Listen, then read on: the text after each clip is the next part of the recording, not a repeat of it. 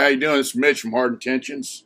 Uh, I got a video. It's an interview. It's a little out of the norm for me, and it's actually a video with a family member of somebody who's in prison, uh, and it talks about this young man's upbringing and some of the things that happened to him in his life, coming up as a young kid, actually. Being raised by a religious zealot, sounds like. Was actually the guy was actually a child molester, posing as a religious, upstanding member of his church and all that kind of stuff. Uh, it's kind of rough for me, because I mean I grew up in a home with a physical abuse from a stepfather, verbal and physical abuse, beatings, all that kind of stuff. Never sexual abuse. So abuse of a child though is an abuse of a child, and you know these kids grow up, man, and a lot of times they have a hard time getting over the trauma that they suffered as kids. And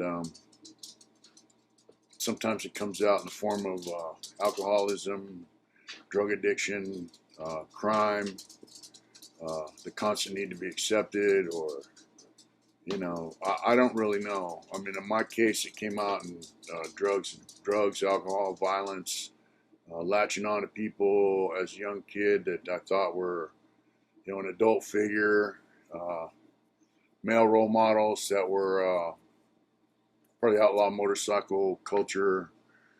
Some guys just don't find that, especially, after they've suffered a sexual abuse. And so we have an interview with the sister of a guy they call the Avenger.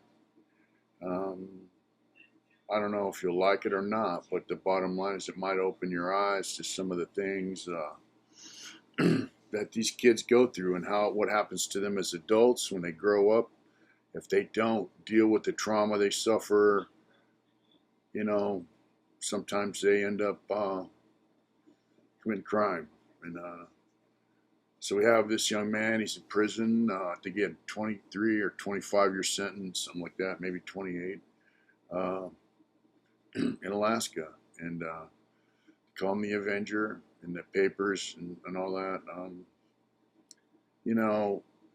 I can't imagine what it'd be like to grow up having suffered sexual abuse as a kid.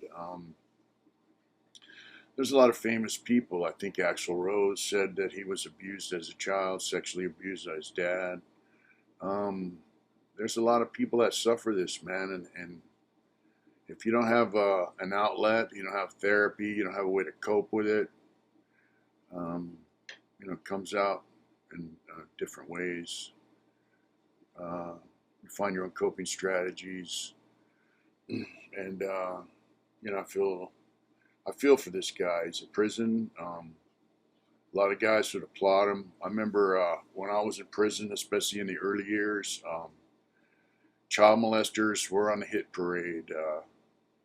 Guys who wanted to make their bones to join prison gangs would stab them and kill them. Guys that were just good dudes. If they found out somebody was a sex offender, child molester or rapist, they would stab them. They'd beat them half to death, pipe them, stomp them out, rat pack them, whatever you want to call it.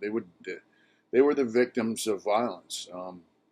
And rightly so. And I looking back now, I think a lot of the guys that were in prison may have suffered, at the hands of a child molester when they were coming up, and then now they're in prison. And I'm sure that they would be very uncomfortable telling people, hey, I was molested as a kid. I've met a few guys in prison that told me, hey, I was molested as a kid, but that was on a personal level. They didn't just go out and tell everybody they met, hey, yeah, I was, because people don't understand. I mean, so it's a perpetual cycle, and it ruins some of these guys for life, and girls. It ruins them for life. It's a sad deal, man, and I feel for this guy. And if you watch his video, it's two parts because it's kind of lengthy. At the end, there's some links.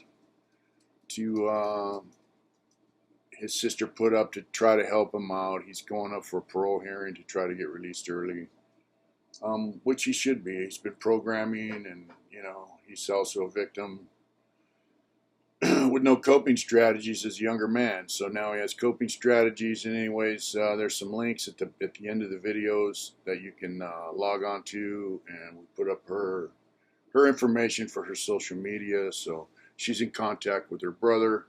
And also it gives you an idea of how behind the times the prison system is in Alaska. Maybe you guys can write letters, whatever.